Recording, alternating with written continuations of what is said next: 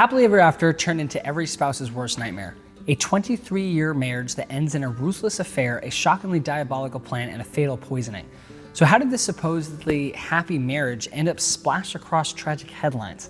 James Craig and Angela Craig lived in a sleepy community of Aurora, Colorado, where they both worked as local dentists. Angela was known to their friends and family for having an unbound sense of humor and a quick wit. She was also recognized as an active member of her church. Others who knew her best said she was a great mom, who was supportive of her 6 children and her husband of 23 years. Craig was also well respected in their town and thought by many to be an intelligent and hardworking man, as well as a deeply religious person who came from a good family. Over the course of their 23-year marriage, they had 6 children and were thought by members of their church and neighborhood to be a very happy couple. But those suspicions, as you will find out, were very, very wrong. On March 18, 2023, this quiet town would be rocked forever by a shocking turn of events. But the story really began a few weeks prior when Angela began to have suspicious symptoms like dizziness and severe headaches, odd for someone who was known to be in pretty good health. Angela went to the gym often and loved her protein shakes that her husband made for her. But in the weeks leading up to that fateful Thursday morning, Angela's health took a rapid turn, seemingly out of nowhere, and her seemingly benign symptoms only got worse and worse, causing her to seek to go to the hospital multiple times. In fact, on March 6th, Angela was so worried about her waning health that she texted James, "I feel drugged." Rather than reply with concern or support, James responded back, "Given our history, I know that must be triggering. Just for the record, I didn't drug you. I'm super worried though. You look pale before I left, like in your lips even." Wait, what? Given what history? Why would that text be triggering? What was really going on in this suburban marriage? And why would James feel the need to say, "I didn't drug you"? Shouldn't that be obvious? If Angela had only known then about James, what the world would later discover. Even though Angela went to the hospital more than once in 2 weeks, she still couldn't figure out what was causing all these weird symptoms. Unfortunately, the hospital couldn't give her concrete answers. Even though during these hospitalizations, James had said he did not think his wife was going to make it. But she did pull through, and she was sent back home with no answers. Angela hoped for the best and tried to go back to normal life, but unfortunately the worst was still in front of her. On that fateful Thursday, Angela woke up feeling under the weather, again. But after 3 hospital visits and no results, she probably wanted to just try and push herself to return to her normal routines. So that morning she went to the gym. And then when she came home, James made her a protein shake like he always did. It's something that James regularly did for Angela, and something that later would become the center of this horrible case. On this particular morning, Angela drank the shake hoping it would make her feel better, hoping anything would make her feel better. Unfortunately, the shake did not help Angela's symptoms. In fact, the exact opposite happened. Angela's symptoms began to get much worse. Much, much worse. And over the course of the morning, Angela's health took a deadly turn until her condition completely deteriorated. She went from feeling faint and dizzy, which were consistent with her other symptoms, to having full-on seizures. At that point, James finally called 911 for help, but unfortunately, when the police arrived, they found Angela lying on the floor of her bedroom. Angela was quickly rushed to the hospital again, but this time Angela was put in intensive care and on a ventilator. A few days later, Angela was declared brain dead and taken off of life support on March 21st, 2023. For someone who was relatively young and in good health, this surprising and heartbreaking series of events made no sense and sent shockwaves through their entire peaceful community. How could a beloved church-going woman end up dead in the span of a few weeks? It all didn't make any sense. And it didn't make sense to some of her friends and family either. But the story clearly doesn't end there. During Angela's autopsy, it was revealed that she had been poisoned with arsenic and cyanide, a startling discovery to say the least. But this new information could finally explain all of Angela's suspicious symptoms. Symptoms that had brought her to the hospital multiple times in the last few weeks, and symptoms that most likely killed her. Arsenic is a highly toxic substance that can cause a variety of symptoms, including nausea, vomiting, diarrhea, abdominal pain, headache, dizziness, and seizures.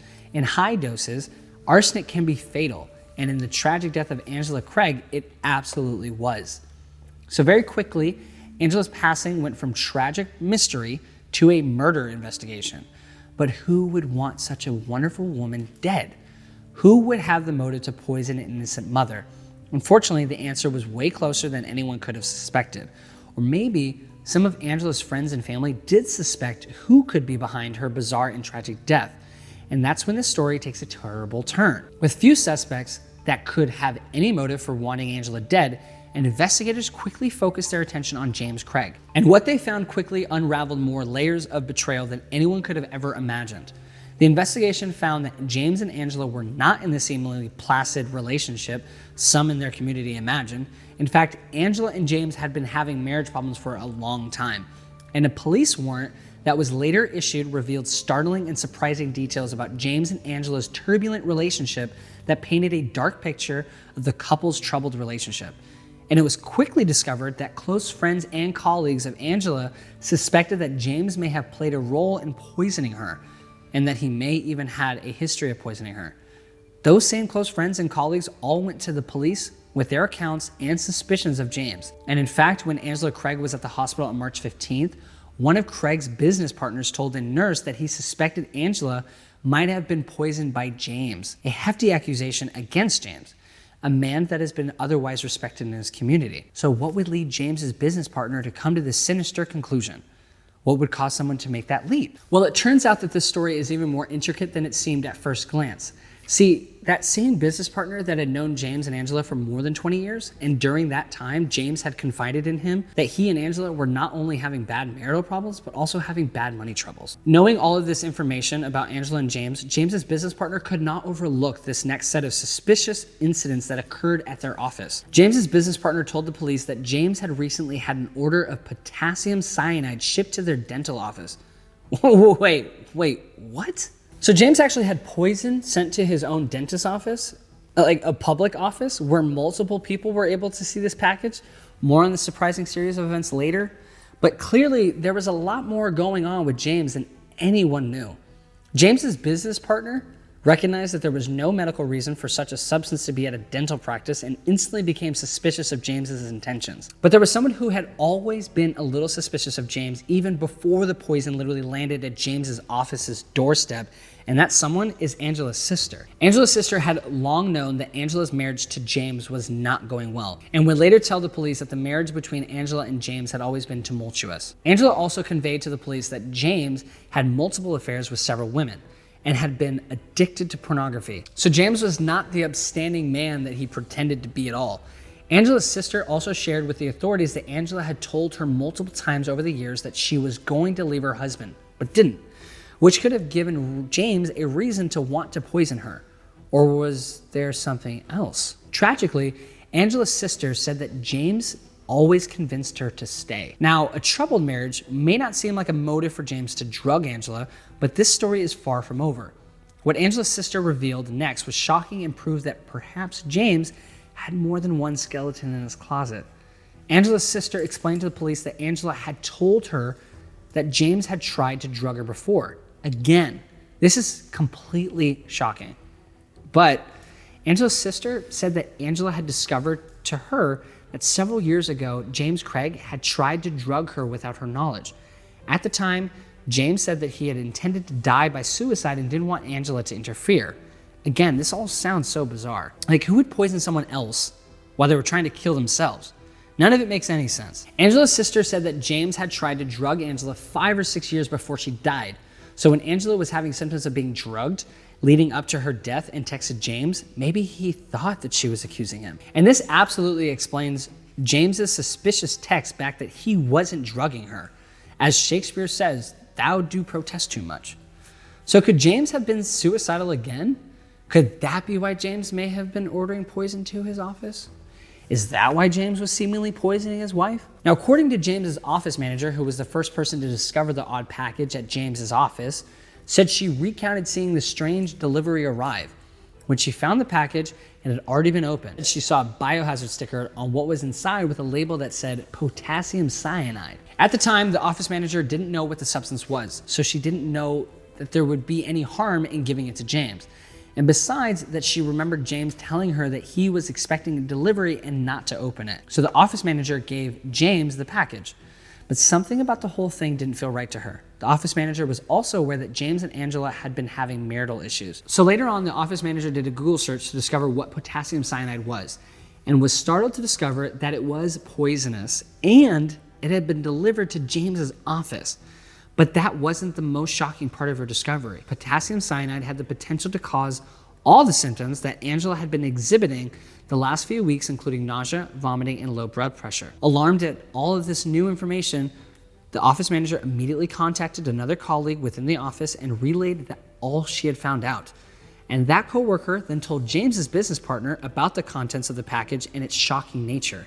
It was then that James's business partner confronted James about the odd package, and surprised to be confronted by his business partner, James quickly retorted that the suspicious package was actually a ring to surprise Angela.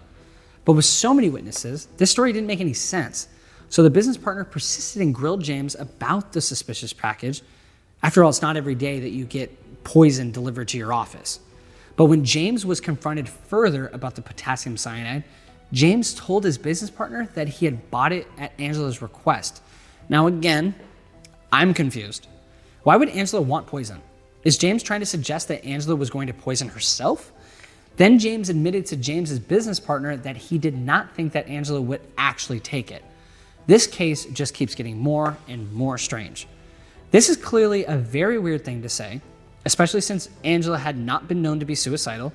In fact, James had been the one who had supposedly been suicidal years earlier. James would later repeat to the police that Angela was suicidal, but during the police's eventual investigation, they found no evidence whatsoever of Angela being suicidal.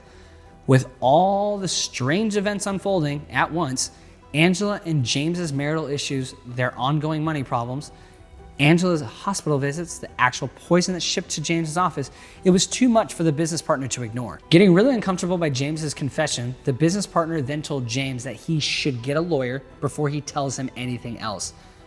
Yeah, I would say he probably needed a really, really good lawyer.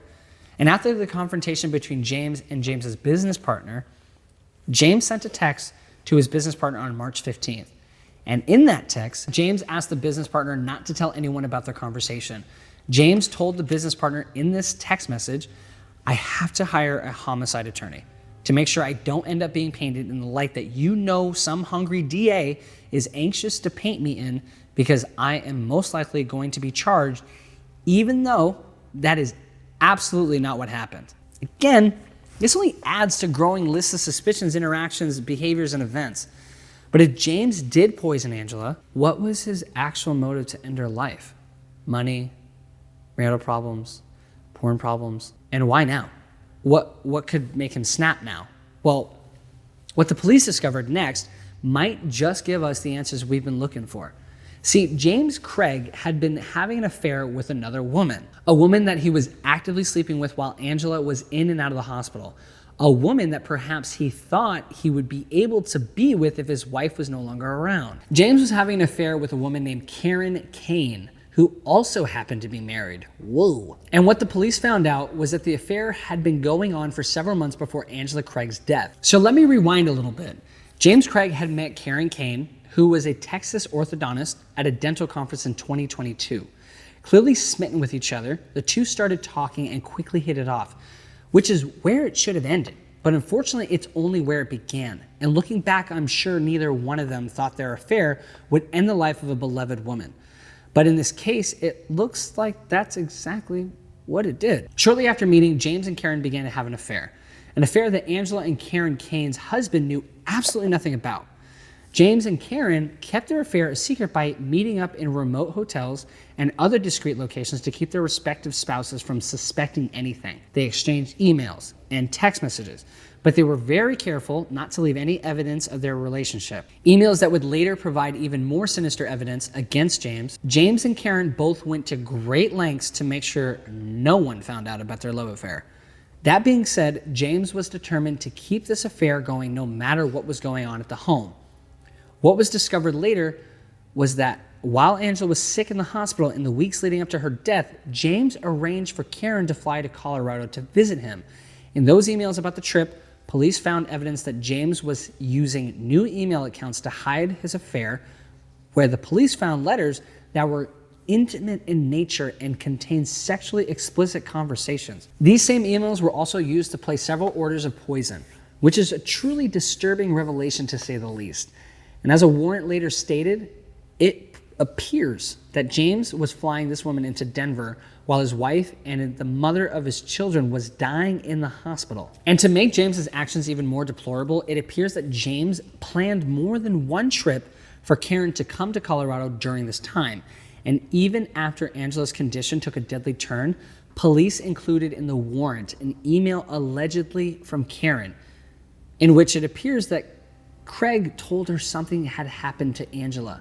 So James was poisoning his wife and mother of his 6 children and lying to his mistress. The deeper the investigation went, it became clear that James's affair with Karen was a deep motive for James to end Angela's life. Investigators speculated that he might have thought that if Angela Craig was dead, he would be free to be with Karen Kane. As the police would later reveal, in totality, this investigation has proven that James has gone to great lengths to try and end his wife's life. And 2 days before Angela was declared brain dead, Karen wrote James an email expressing sympathy about what he was going through, according to the document.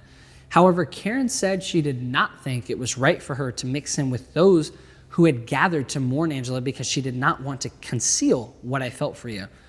So clearly James and Karen's relationship had grown, and James was desperate for it to continue without his wife in the way. And tragically, it appears that James's plan worked. As the layers of the investigation peeled away, it was revealed that over the course of several months, James searched on YouTube and Google with topics like, how many grams of pure arsenic would kill a human?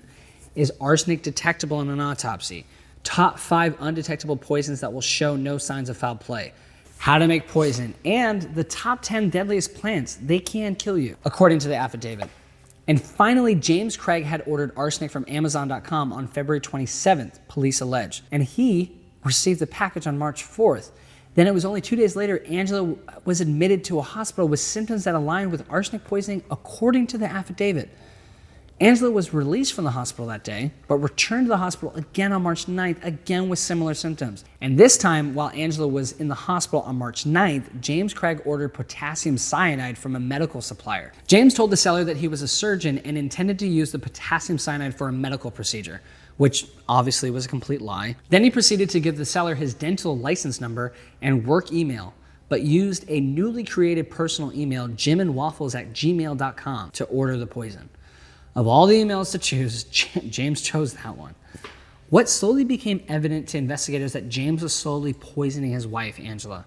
And every time Angela was hospitalized, James Craig continued to order more poison. In fact, he ordered 2 additional poisons, cyanide and oleandrin, from medical suppliers, according to the affidavit. He never received the oleandrin because the package was intercepted by police. The thing about the poisons James was using is that they were very hard to detect. So it makes sense that the hospital could not figure out what was happening with Angela. And James might have gotten away with it had he not made so many public mistakes. And if it weren't for Angela's sister, see, Angela's sister also told police that she had to push James Craig to have an autopsy performed on Angela in case she died of a genetic condition that might have passed on to one of their 6 children. A reasonable request, but James, clearly hiding his nefarious deeds, refused. Angela's sister's recounts James said he felt that if they couldn't figure out what was wrong with her, and when she was alive, he wouldn't let them poke her more when she was dead, which could have sounded reasonable if James wasn't already displaying so many other suspicious behaviors. Thank goodness an autopsy was eventually performed on Angela, which obviously led to the discovery that she had been poisoned to death.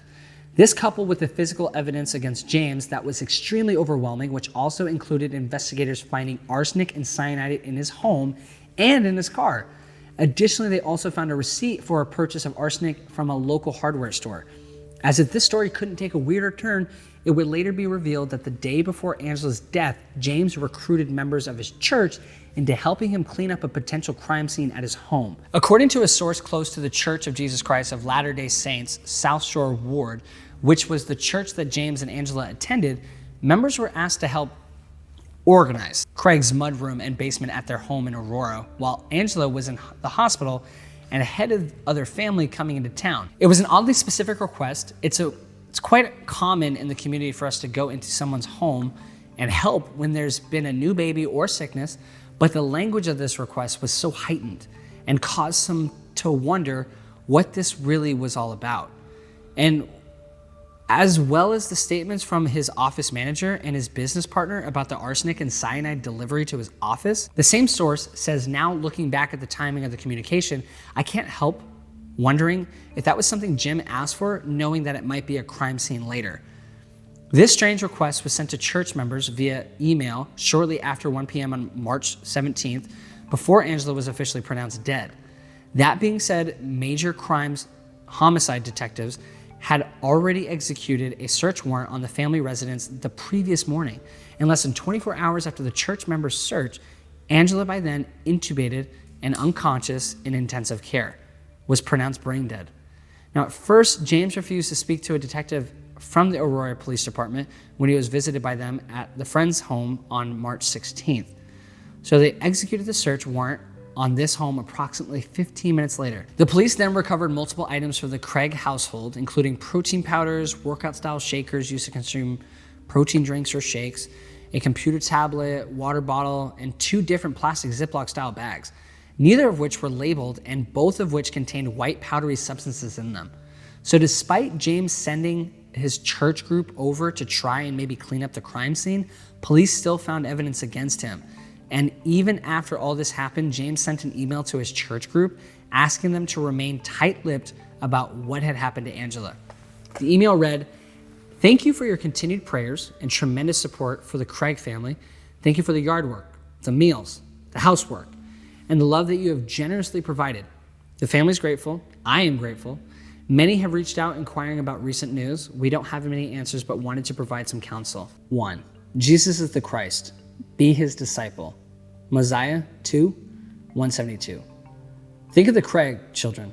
How will your communication potentially affect them? If you're approached or asked questions about the situation from the public, please refer them to President Hansen. We don't judge, we love, we minister." I don't think there were any number of emails James could have sent to his church community or to anyone else to stop his arrest. And that's exactly what happened to him. James Craig was arrested on March 20th, 2023 on suspicion of first-degree murder, shortly after his wife died after being taken off of life support during her last trip to the hospital. Aurora Police Division Chief Mark Hildenbrand called Angela Craig's death a heinous, complex, and calculated murder in a statement released following James's arrest. The James Craig's trial began on March 28th, 2023. He appeared in person to hear the charge of first-degree murder after deliberation formally filed against him. The James Craig trial began on March 28, 2023. He appeared in person to hear the charge of first-degree murder after deliberation formally filed against him. James shuffled into courtroom 308, head bowed, handcuffed, and ankles shackled. He did not make any eye contact with any of the family and friends who filed into the courtroom to support him. James sat alongside Deputy Public Defender Patrick Thompson and Public Defender Katie Telfer. And inside the courtroom, several of James's older children were present. They sat silently and betrayed little emotion as their father entered the court, which is an experience no children should ever have to endure. During the brief hearing, the judge deferred a defense request to put a temporary gag order on Aurora Police Department. Deputy Public Defender Katie Telfer raised the motion objecting to statements made in Aurora PD's chief in a press release on Craig's arrest, which she said were tantamount to a presumption of guilt. James spoke only briefly during the morning's hearing, which lasted barely 10 minutes, as he confirmed that he was waiving his right to a preliminary hearing within a 35-day period. During the trial, the prosecution's case was based on circumstantial evidence, a lot of the evidence that we have laid out above to you. The prosecution argued that James Craig had the motive, means, and opportunity to kill his wife. They also presented evidence that James Craig had been acting strangely in the days leading up to his wife's death. The deliveries, the sneaking around to cover up his affair, etc. The prosecution relayed that the evidence against James Craig was overwhelming. First, there was the fact that he was the only one who had access to Angela's protein shakes. Second, there's the fact that he had a motive to kill her. James Craig was in debt and was having an affair. He stood to inherit a large sum of money from Angela's death. Third, there's the physical evidence. And like I mentioned, investigators found arsenic and cyanide in James Craig's home and in his car. Fourth, James was a dentist, so he had access to a variety of medical supplies, including arsenic and cyanide. The prosecution argued that this gave James Craig the opportunity to poison his wife without raising suspicion. Although in James's case, he did raise a lot of suspicion. And fifth, there is a testimony of witnesses. Several people testified that they saw James Craig acting suspiciously in the days leading up to Angela's death.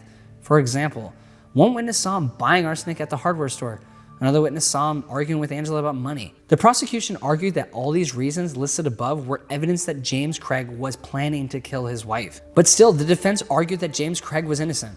They said that the evidence against him was circumstantial and that there was no physical evidence linking him to the crime. James Craig was seen by many as a loving husband and father. He was active in his community and he was well liked by his neighbors.